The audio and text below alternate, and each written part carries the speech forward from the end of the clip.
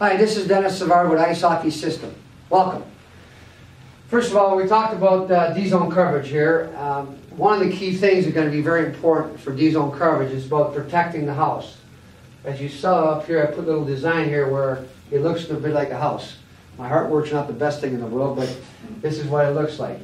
So it's very, very important that we protect this area. And that's why how we position our guys, where we're going to have our D1 down their puck carrier, our F1 supporting. We're going to have our D2 in front of the net. We're going to have our F2 in this area, and we're going to have our F3 down in the slot area. Okay, this should be our positioning once we get in our zone, where everybody should be in position. Now, depending on what the other teams are doing, one of the key things that you're going to see is with their X1, their X2, obviously their X3 would position himself on top here to be the shooter. You have their D1 and their D2 in this position here. So right now, as we speak, we've got pretty much everything covered. If X1 has the puck, obviously we want our defenseman to be on the puck, to be on the opponent, on their X1, the quicker the better. And the whole key about this as a defenseman, when you go out and check somebody, you want to make sure that you do stick on puck. You want to disrupt the separation from the puck and their player, so your F1 would be able to come in and help and move the puck up maybe to F2 or however, skid it out, so we're on offense. The quicker we are better defensively, the better we're going to be on offense. Now, situations are going to happen where the puck is going to be moved to X2.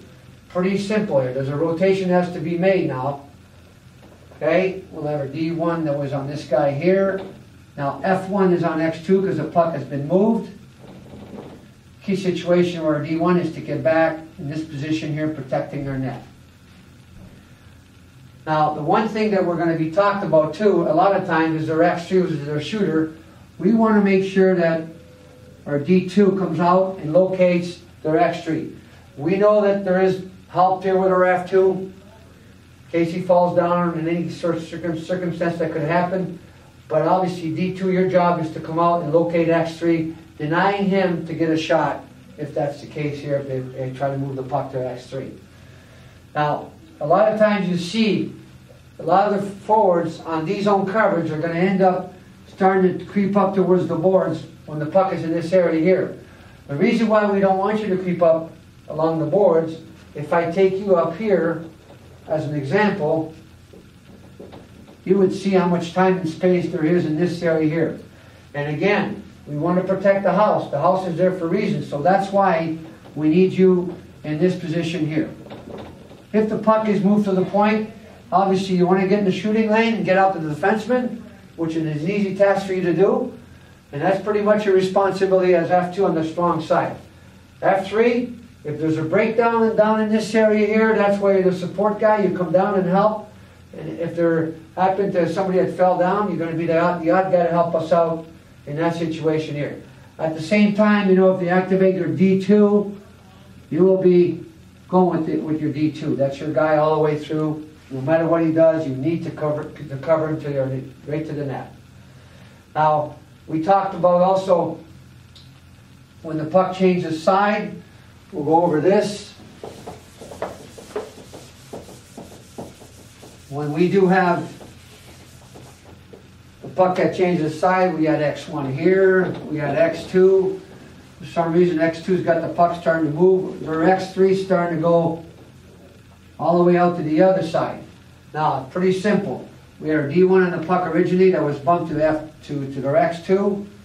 Now our F1 has gone on him. RD is starting to return. Puck is changed side.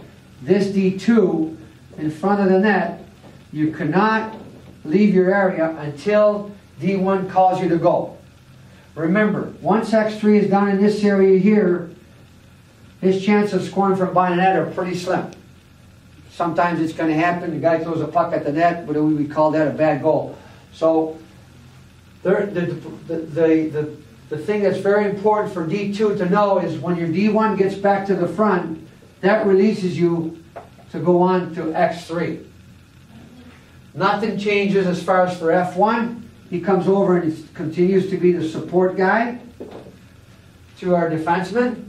or F3, obviously you become the strong side guy helping out and locating where your defenseman's at. Obviously F2 back to the slot area, and D1 that came back to the front, you will then locate their highest guy, which will become their X3. Hopefully that helps you. Thanks for watching.